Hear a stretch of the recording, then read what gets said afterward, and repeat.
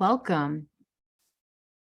This is my 50th episode. Oh my gosh, I am so proud and excited to have come this far. And I just want to thank you so much for being with me. Whether this is your first episode of the Sunlight Podcast or whether you've heard all 50, I am just beyond honored to have been growing this podcast, learning with you for almost the past year.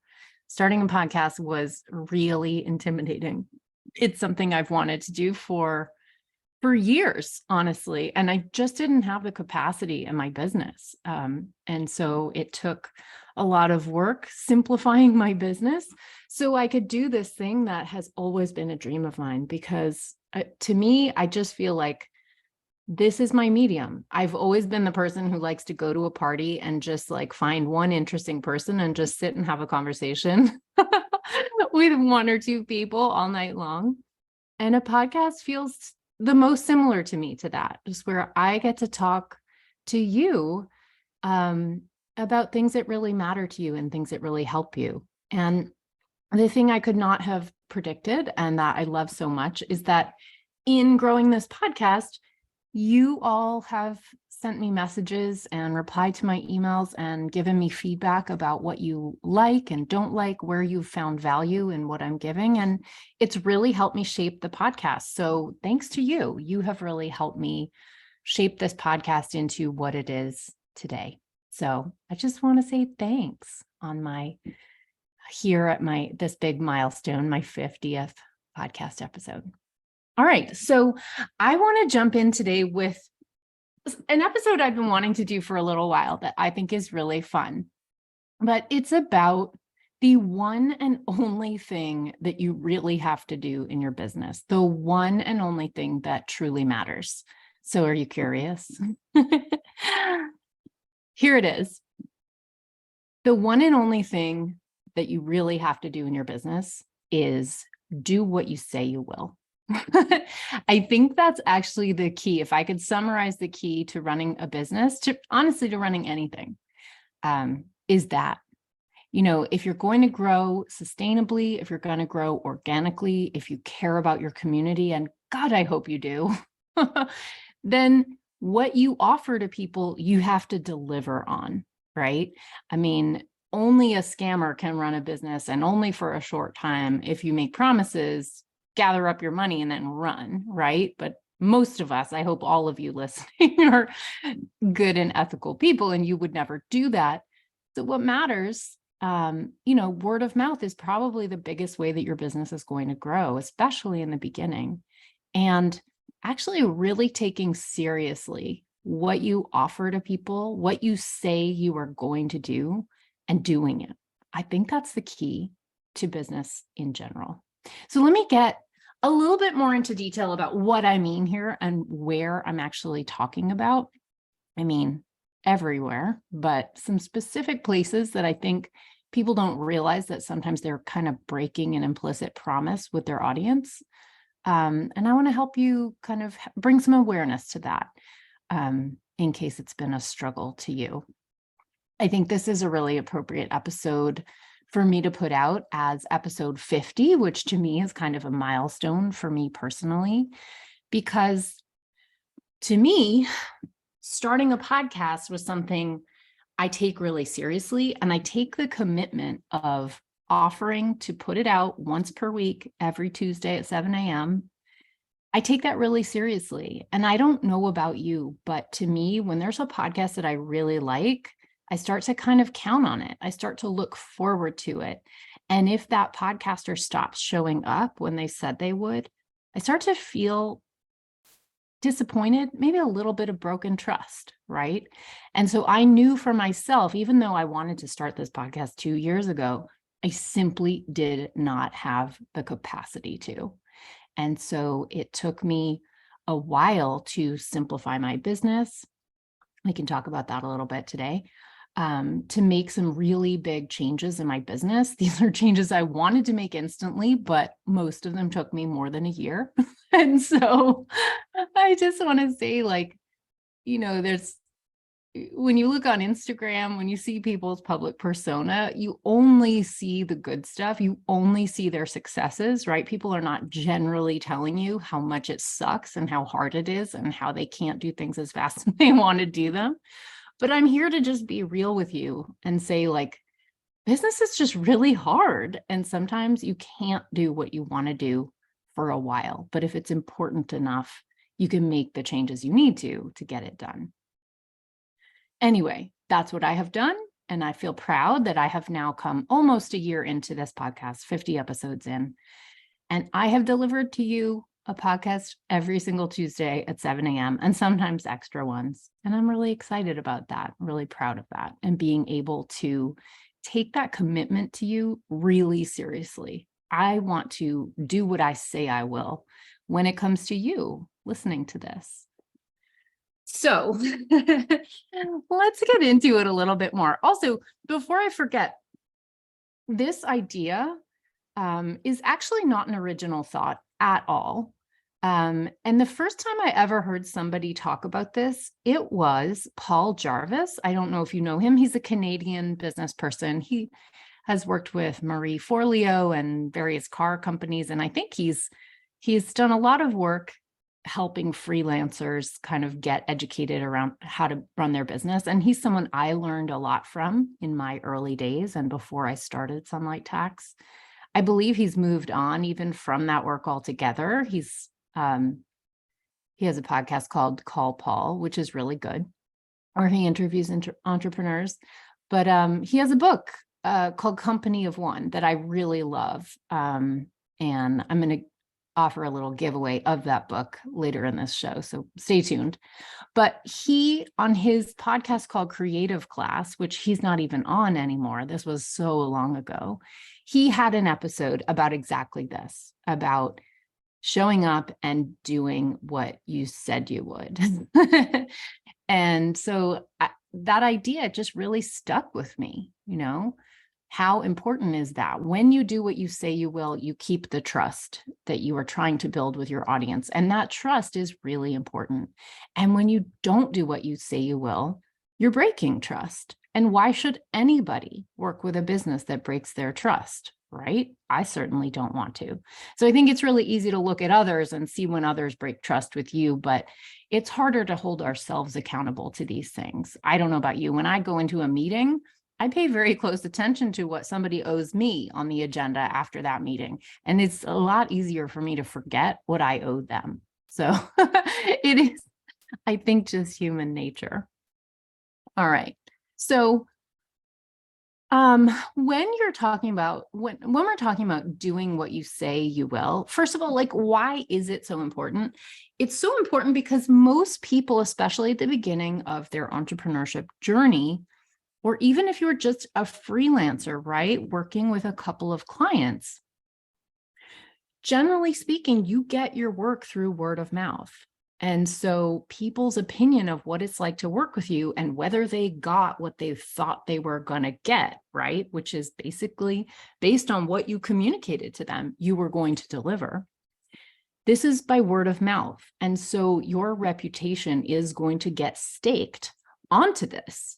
Whether you like it or not, whether you deliver or not, this is what people will be talking about when you're not in the room, right? So communicating very clearly what you will offer. And I've come to learn the hard way, communicating what you will not offer is super, super important because you want to be sure to stay in your integrity as a business. You need to deliver it. All right. So I will say this. What this means in practice is as you scale, as you get bigger, as your work grows, your reputation grows, it's going to mean you need to actually start to develop some policies. I know that's such a boring word. I feel like I traffic in boring words. I mean, tax is in my company name, right? But yeah, policies, as boring as they sound, can really save your skin, So I'll give you an example. When I started offering my program, Money Bootcamp, which is now the sole focus of my business besides the podcast. When I started my program, I was just learning sort of how to communicate what was in it, how to deliver it, how to launch it and sell it, right? So it was a new venture for me. And a lot of people would join and they'd be like, oh, well, can I pay you, instead of the 3 payment installment plan that you have, could I pay in 5 installments? And I'd be like, sure. Or they'd be like, oh, I'm not going to get paid until the 25th of this month. Can I, join now, but then pay you on the 25th? And I'd be like, sure. And I basically said yes to everybody and every special circumstance that ever came in. Well, what did that actually end up meaning to me? It meant that as my business grew, I had this list of clients that I now had to track, right? What I offered to Susie versus Asia, so like I had to be really cognizant of like, okay, this person asked for this thing. I agreed to this little thing. I agreed to that. I agreed to that. Set up a payment plan that was 5 parts instead of 3 parts, et cetera. And it actually got to a point. Of course, this usually would come in big floods as I would have a launch, right? I don't tend to sell my program in a trickle. I tend to sell it in launches, right? So I get a big group, a big new cohort all at one time. So I would tend to get really busy in the launch, and like those little email requests would kind of get lost. And I would have to go back through my inbox and find them and document them and stick them in a spreadsheet. And I developed this spreadsheet that became like the toxic, radioactive item at the center of my business, right? It was this thing that was like a list of the promises I had made. And I felt very beholden to it, but it was hard to track, and sometimes things would get lost. And rightfully, if you lose track of a thing you promised somebody and you don't deliver on it, they're mad at you, right? And so legitimately, sometimes I would lose track of one, and someone would be mad at me. And that was just so stressful and such a nightmare that I really had to do a lot of deep inner work about saying no and about creating policies that basically fit as many people as I could, but honored my own needs as a business person, so that I didn't have this like nightmarish spreadsheet where I had to track all these various different exceptions I'd made for this person and that person. So I learned the very, very hard way to make policies in my business, and I uphold them and honor them, right? I have a refund policy. I have a installment plan, and that's the plan, right? That's it. I have a way that I address like BIPOC and historically marginalized people who want a discount, because that comes up a ton, actually. And so I have like certain scholarship windows and moments where I will honor, a scholarship in that area, for example. But I have to be really careful about it because, you have like, you'll have requests all the time. People will always ask if you can do things this way, or they can pay this way or this way. And, a lot of that, of course, is in good faith. Occasionally it's not. And it's just really important to honor yourself and your own needs, right? But to be able to to put policies in place that allow you to run your business in a way that is sustainable, in a way that frankly you can hand off to somebody else. Because, oh my gosh, if you are running your business in a way where you have 50 different clients each with their own special way that you deliver the program to that one person, you cannot hand that off to a virtual assistant to help you administer, right? It's a nightmare to communicate how that goes. Whereas if you say, this is what our refund policy is, this is the schedule, these are my calendar rules, and I only want you to schedule meetings according to these calendar rules, things like that. It makes it easier to communicate how your business works, both to your internal team once you start to grow, and also to your clients. And it makes it easier for you to deliver. And what's the point, right? You're running your business so you can deliver that amazing thing that you do. So I got burned really badly by saying yes all the time to any special request. And I had to really learn how to say no, and how to make policies that feel very, very fair, both to me and to the client.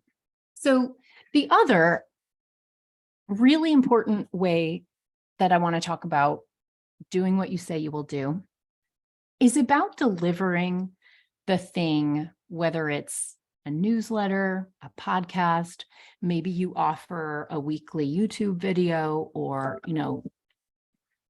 on Instagram, a reel every Monday on Instagram, whatever it is. If there is a thing that you promise to your audience, and here I'm making a distinction, your audience being a bigger subset than just your clients, but people who might be potential clients or refer you to clients.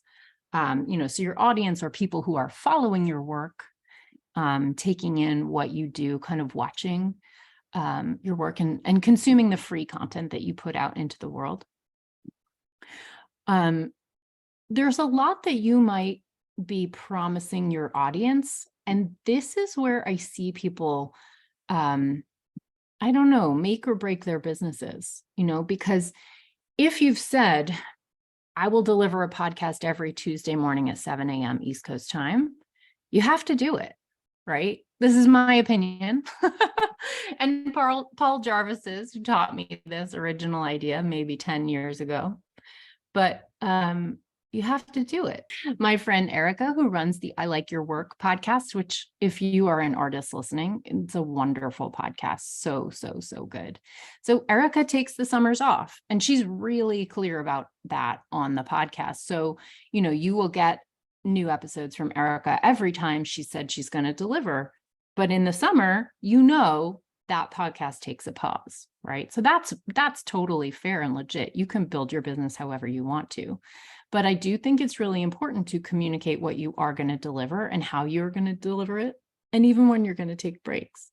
So I think the feeling that you can really easily come across is like, if you have this newsletter and you're building up momentum, you're telling great stories, you're offering great things through the newsletter, and people are reading it, they come to start to have a rhythm and an expectation. Like if you send that newsletter out every Wednesday at 10 a.m. or whatever it is, when a Wednesday comes and they've sort of come to have an expectation of seeing that in their inbox and then it's not there, there is really a feeling of broken trust.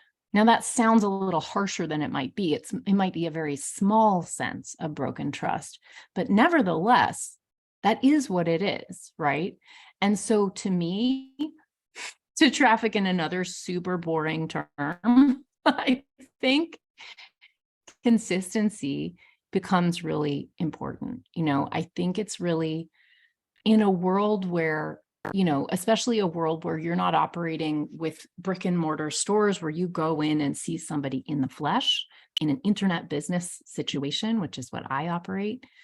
That consistency, that is your trust. That is your reliability. That is you saying like, no, I'm not fly by night. I'm here for you. I will be here. You can count on me.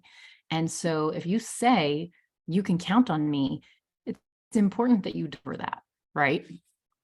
So I think on the other hand, it's important then it becomes your responsibility to not overcommit, right? You have to know yourself. And this can take a little time, right? I knew I was not going to be able to deliver a podcast twice a week. I would love to. I would love to, but it's a lot of work to put out a podcast, and twice a week is a lot. I'm just not sure I could handle it. Sometimes I'll do a bonus series because I've got a lot of energy or time. I have the ability to do it. But once a week is what I can commit to and promise and deliver. And I'm proud to say I have done that.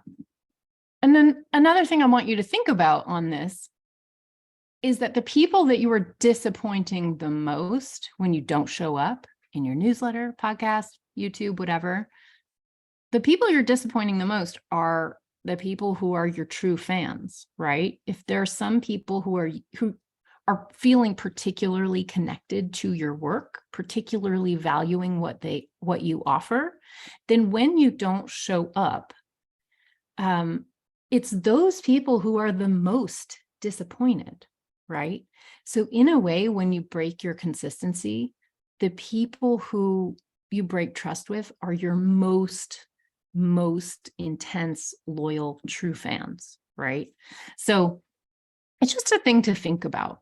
Now, I don't want you to feel guilt. I don't want you to feel, we have all flaked on things on occasion. We're all human. So, if you get COVID and your family is knocked out of commission for a while, like that stuff happens. We live in the real world, right? But it's important to do your best. And it's important not to set yourself up for failure by promising more than you are capable of delivering. To me, under promising and over delivering is the name of the game. When you show up with a lot more than you said you would, it's always great. And when you don't show up with what you said you would, it's terrible. So, and having worked with many, many people, many, many freelancers, people who worked for me, people I've worked for, I have just seen how disappointing it is when somebody doesn't show up with what they said they would. And how thrilling it is when somebody over delivers, right? So don't overcommit, know what your capability is, and understand that it's okay to change. It's okay to make adjustments along the way.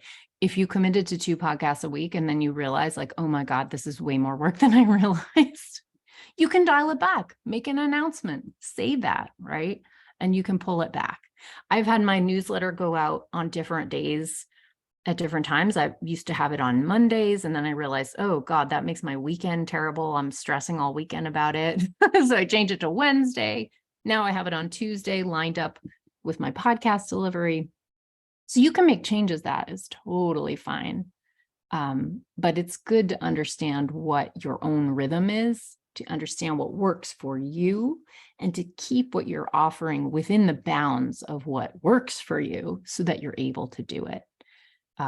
I have certainly found for myself, like as a person who has a business that can be pretty seasonal, that I want to have, the baseline things that my business needs to do to keep operational every single week. I want to keep those as limited as I can and batchable if possible. Like I could record 2 episodes or 3 at a time if I need to be away for 3 weeks.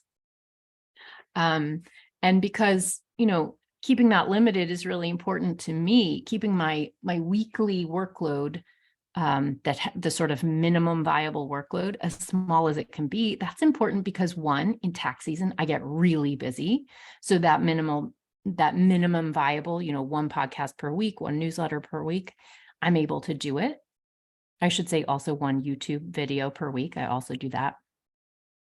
And then in the summer, when I'm trying to be in my studio and paint a show, I have a show coming up in my gallery in November. I'm here in the summer right now working on that show.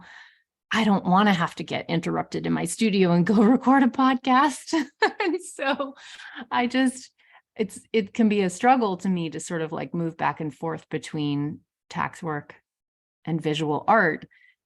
So it's also important to me to have like a low level minimum delivery. That's not more than I want to commit to either in my slow time or in my super, super busy time. Okay. So to sum up, these are the takeaways that I want you to take away from this episode. 1, know yourself. This can take some time to get to know, right? You're going to change, you're going to grow. Your capacity is going to change. It's going to get bigger, most likely, but sometimes it gets smaller. If you have family obligations, life obligations that get bigger on you, which happens.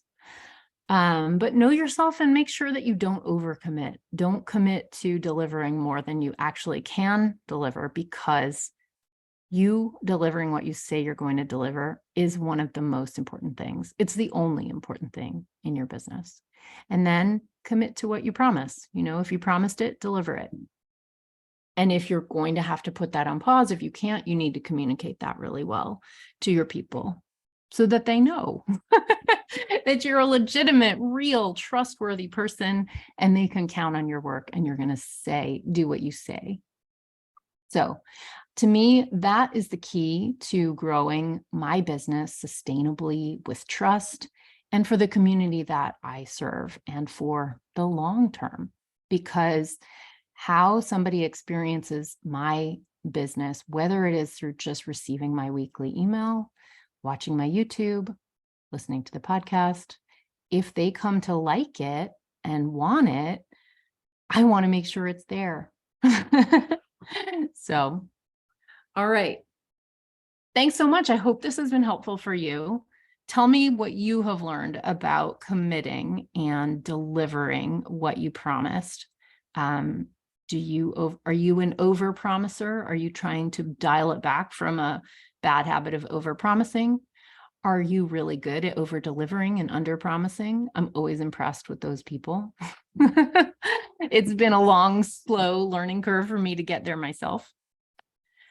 And I have a little announcement to make for episode 50. First of all, oh my gosh, episode 50. I'm so excited and thrilled to be here with you. And I want to thank you so, so much. If you have been a longtime listener to this podcast or a very recent listener to this podcast, thank you. Thank you, thank you, thank you. I am so honored that you are out there, that you are listening to my voice in your ear, sending me those occasional DMs on Instagram that when an episode particularly touches you. I absolutely value that so much. Thank you to all of you who have sent me messages about what content has really struck you and suggestions when you have questions about taxes. So I feel so much gratitude to you. Thank you so much for listening. I deeply appreciate it. And I'm super excited to grow this podcast. Speaking of delivering, just something I realized that I have never said out loud on this podcast before is that I have really taken a lot of steps. I referred to simplifying my business and it taking me a year. One of the things that I did to simplify my business to the point where I could have a podcast that I reliably deliver is I let go of my tax practice. So this was a really big deal. And I felt a lot of self-consciousness even making an announcement about it. But what it allows me to do is have this podcast for you. I was looking at my own mission and vision and values, and I realized that my vision is to deliver excellent, accessible, judgment-free tax and financial information to people like you, to as many people who work for themselves as possible. And in my tax practice, I can only serve a small, finite group of people. 150 people get me to do their taxes, and that's wonderful. And I so deeply value those relationships and that trust. But running a tax practice is so hard, and it has gotten harder every single year as the tax laws get more complicated every year, and they never get simpler. COVID almost killed me. And I finally, I had an employee quit 2 weeks into tax season a year ago, and that to me was the last straw. I just couldn't do it. I felt like I barely limped through that tax season being hobbled like that, and it was really tough, and it just almost broke me. And I just decided, okay, the podcast is a thing I've always wanted to do. It is how I can get this information to a much wider group of people. I can write the book I have always wanted to write. And P.S., I just signed with a literary agent. So that book, y'all, it's coming. I'm so excited about that.